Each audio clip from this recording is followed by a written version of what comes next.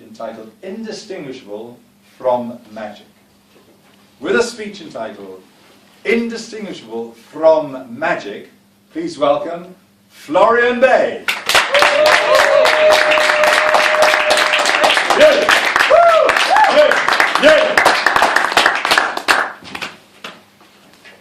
Ladies and gentlemen, fellow members and most welcome guests, just imagine yourself as someone living 400 years ago. It is a usual day in the bustling city of London, the capital of the Kingdom of Great Britain. The docks are iving with activity, the smell of rotten fish wafted through the air, and beside you a ship from the Spice Island is being unloaded. Horses are everywhere, carrying all manners of goods and cargoes.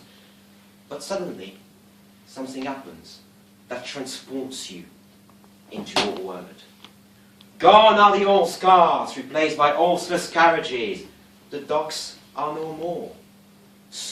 But a strange grey metal monster is moored close by, and the buildings now all seems to be made from mirrors gleaming in the sunlight. And yet, the Tower of London still stands proud.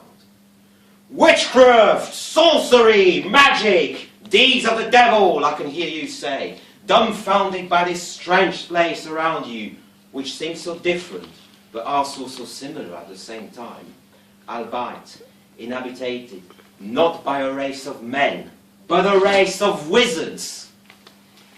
For as long as man walked upon the earth, mind waged a battle that would decide its very survival itself, and sometime the fate of mighty empires.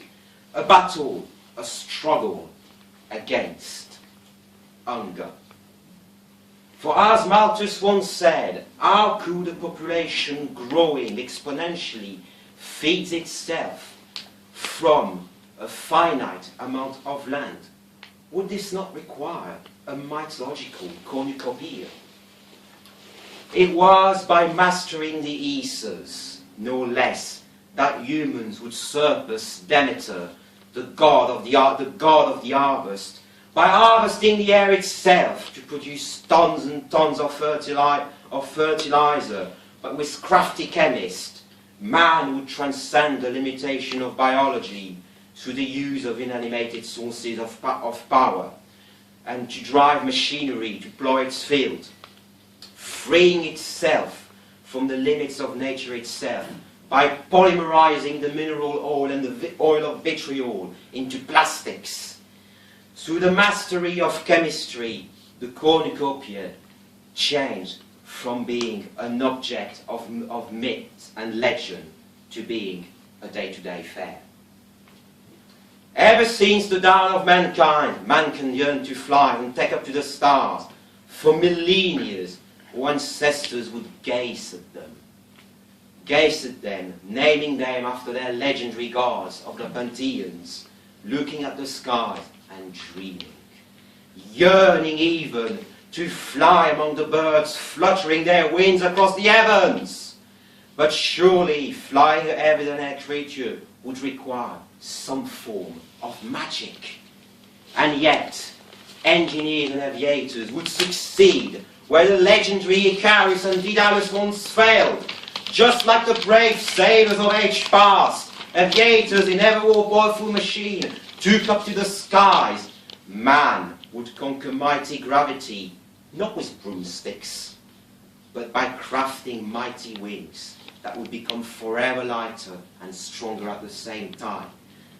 Man would roar into the skies to battle the winds and the stars, thrusting across the cloud, across the mighty oceans, powering ahead with ever more powerful engines and turbines, imitating the ghosts of the underworld, flying in the fog or in the obsidian night, with booming banshees breaking the sound barriers.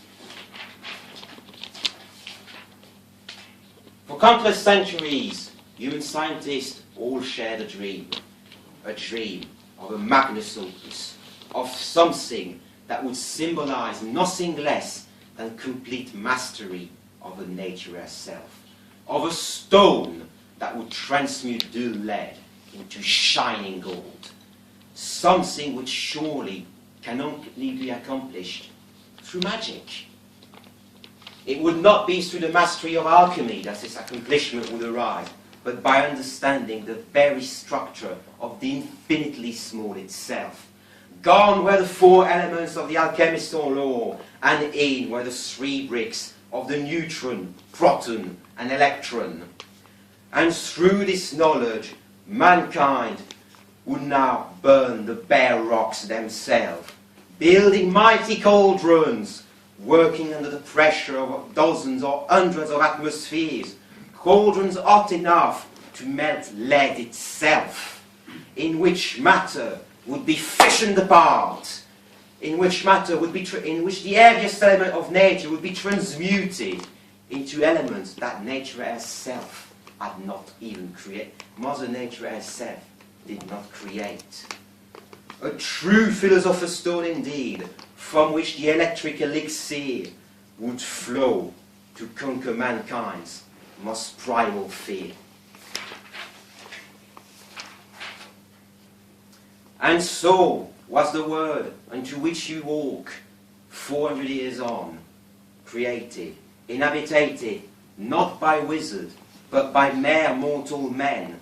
For as Arthur C. Clarke's 3rd law states, every sufficiently advanced technology is indistinguishable from magic.